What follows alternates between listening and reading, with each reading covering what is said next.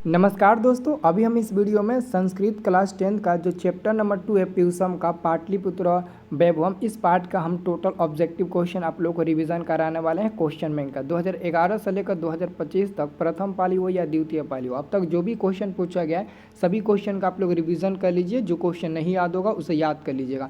हम आपको रिवीजन इसलिए करा रहे हैं क्योंकि हमने 1 से लेकर 14 तक के सभी चैप्टर को चैप्टर वाइज करके हमने ऑलरेडी आपको पढ़ा दिया है।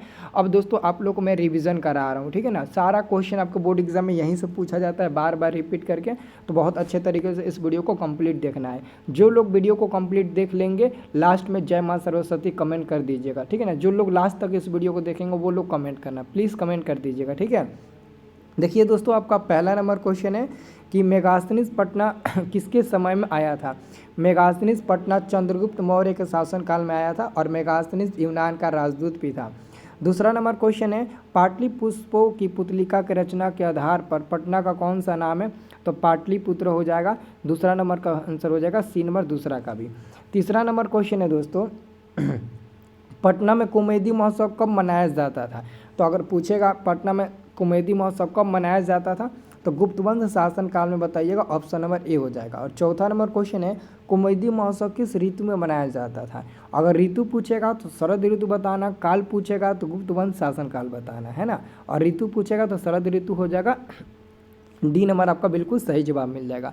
अगला दोस्तों आपका क्वेश्चन है कूटनीतम काव्य के कवि कौन है। कूटनीतम काव्य के कवि है दोस्तों दामोदर गुप्त, ऑप्शन नंबर आपका बी नंबर सही जवाब मिल जाएगा। छठा नंबर क्वेश्चन है सरस्वती का कुलगिरी कौन सा महानगर था। सरस्वती का कुलगिरी कौन सा महानगर था दोस्तों, तो पाटलिपुत्र यानी कि पटना, सी नंबर आपका सही जवाब मिल जाएगा। 7 नंबर क्वेश्चन है परिभूत पुरंदम स्थानम की संज्ञा किसे दी गई है दोस्तों, तो पाटलिपुत्र नगर को दिया गया है, ऑप्शन नंबर 7 का ए नंबर सही जवाब मिल जाएगा।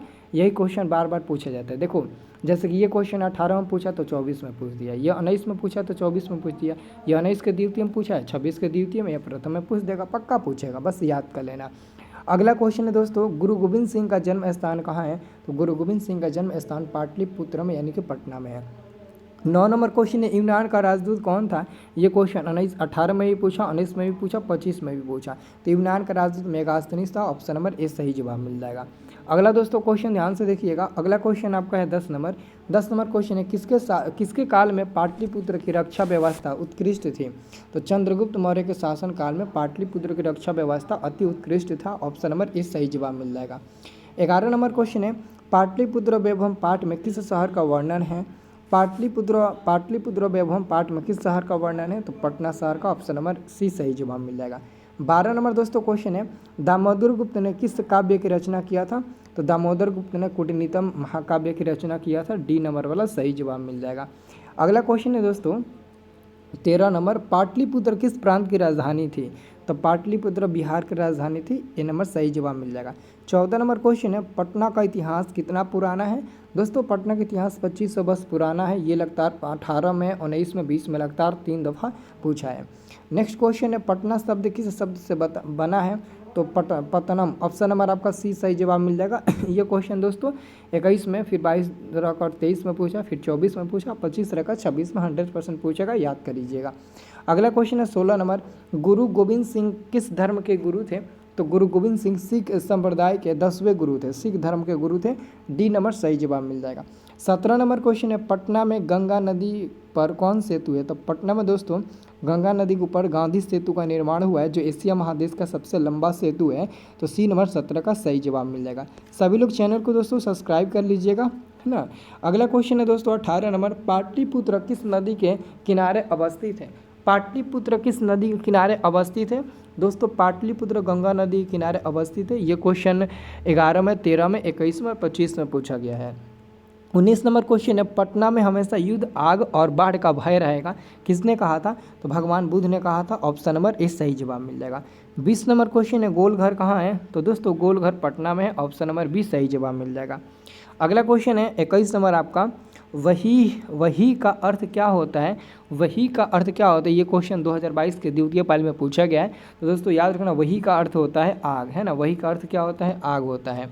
अगला क्वेश्चन दोस्तों आपका है 22 नंबर दोस्तों क्वेश्चन बहुत इंपॉर्टेंट है। 22-23 में पूछा गया था ये क्वेश्चन। गुरु गोविंद सिंह का जन्म स्थान किस नाम से प्रसिद्ध है? तो दोस्तों गुरु गोविंद सिंह का जहाँ पर जन्म हुआ था वो जन्म स्थान गुरुद्वारा के नाम से आज जाना जाता है। जैसे दोस्तों गुरु नानक का जन्म जिस स्थान पर हुआ था वह स्थान नानकाना साहब के नाम से प्रसिद्ध है, वैसे ही गुरु गोविंद सिंह का जन्म स्थान गुरुद्वारा के नाम से प्रसिद्ध है। अगला क्वेश्चन है पाटलिपुत्र पटना के नाम से कब प्रसिद्ध हुआ दोस्तों? तो मध्यकाल में। आंसर आपका 23 का हो जाएगा सी नंबर, मध्यकाल में पाटलिपुत्र पटना के नाम से प्रसिद्ध हुआ। अगला क्वेश्चन है दोस्तों 24 नंबर। ये क्वेश्चन 18 में पूछा, फिर 22 में, फिर 23 में, फिर 24 में लगातार दोस्तों क्वेश्चन पूछा है, ठीक है ना। पटना नगर की पालिका देवी कौन है? तो Patan Devi, option number C सही जवाब मिल जाएगा। अगला दोस्तों क्वेश्चन आपका है 25 नंबर। 25 नंबर क्वेश्चन है सिखों के 10वें गुरु कौन थे? तो सिखों के 10वें गुरु कौन थे? गुरु गोविंद सिंह। गुरु गोविंद सिंह सी नंबर वाला सही जवाब मिल जाएगा। 26 नंबर क्वेश्चन है राजशेखर का प्रमुख ग्रंथ कौन सा है? काव्य मीमांसा, ऑप्शन नंबर बी सही जवाब मिल जाएगा। ये क्वेश्चन 21 में भी, 18 में भी, 25 में भी पूछा गया और हर बार द्वितीय पाली में। अगला क्वेश्चन है काव्य मीमांसा के कवि कौन है? तो काव्य मीमांसा कवि कौन है? तो अब ये दोस्तों काव्य मीमांसा किसके है? तो राजशेखर जी का। तो ये दोस्तों किसकी है? काव्य मीमांसा कवि कौन है? तो राजशेखर जी है। वही उल्टा करके क्वेश्चन पूछा गया है ना। और देखा जाए तो दोनों क्वेश्चन सेम है, बस उल्टा कर दिया है। तो मतलब 5 बार ये क्वेश्चन पूछ दिया, एकदम सेम टू सेम क्वेश्चन है ना, एकदम सेम टू सेम क्वेश्चन है। चलिए अगला हम लोग क्वेश्चन देखते हैं। मध्यकाले पाटलिपुत्रम वर्ष स्परिमितम, है ना, जीर्ण ताम भूत रेखांकित पद में कौन सा है? तो मध्यकाल है। तो दोस्तों यहाँ पर 28 नंबर क्वेश्चन का आपका बिल्कुल सही जवाब मिलेगा, ऑप्शन नंबर बी सही जवाब मिलेगा, कदा बी नंबर। अगला क्वेश्चन है ग्राम्यम महानगरम भविष्यन्ति किंतु कलहस्य अग्निहस्य, है ना, जलपुरस्य सर्वक्रांत भविष्यति, यह किनकी युक्ति है? मतलब किसने कहा था यह गांव एक दिन महानगर होगा भविष्य में, लेकिन लड़ाई झगड़ा आग लगी इत्यादि से हमेशा पीड़ित रहेगा? तो भगवान बुद्ध ने कहा था, ऑप्शन नंबर ए सही जवाब मिल जाएगा, है ना। अगला दोस्तों क्वेश्चन आपका है 30 नंबर। मेगास्थनीज कहाँ का राजदूत था? तो यूनान का, ऑप्शन नंबर ए सही जवाब मिल जाएगा। ये 23 में मतलब कि 23 में ये क्वेश्चन बहुत पूछा गया है। अगला क्वेश्चन आप देखिएगा दोस्तों 31 नंबर। 31 नंबर क्वेश्चन आपका है कि मही पद का अर्थ होता है, मही पद का अर्थ क्या होता है? 31 का बिल्कुल सही जवाब मिलेगा, ऑप्शन नंबर बी पृथ्वी हो जाएगा। पुरंदर पद का अर्थ क्या हुआ? तो दोस्तों इसका मतलब होता है इंद्र होता है ना, इसका पर्यायवाची शब्द हो जाता है, मतलब कि इंद्र हो जाता है। 32 नंबर क्वेश्चन का सी नंबर सही जवाब मिल जाएगा, इंद्र। नेक्स्ट क्वेश्चन दोस्तों हमारा ध्यान से देखिएगा, ये भी 23 के प्रथम पाली में पूछा गया था। मतलब इस चैप्टर से बहुत क्वेश्चन पूछा जाता है, प्रथम हो या द्वितीय पाली हो।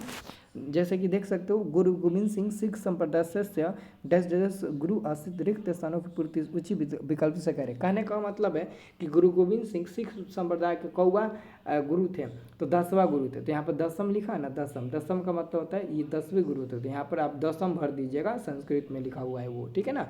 तो सी नंबर सही जवाब मिल जाएगा। 34 नंबर क्वेश्चन है पटन देवी किस नगर में अवस्थित है? तो पटना नगर में अवस्थित है। ये क्वेश्चन 25 में पूछा, कितना आसान है। कॉमेडी महोत्सव जैसा दृश्य किस अवसर पर दिखाई देता है दोस्तों? किस अवसर पर दिखाई देता है?